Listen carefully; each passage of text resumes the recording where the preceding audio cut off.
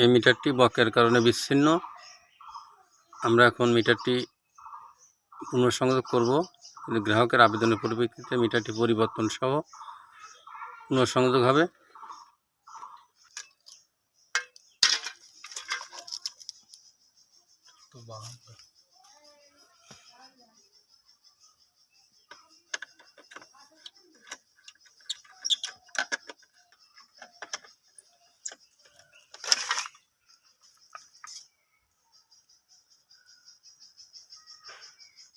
Metre পরিবর্তনের সময় আমরা মূলত সোর্সের ফেজ তারের উপরে কলমে চিপি দিয়ে মূলত লাইন নিরাপদ করি।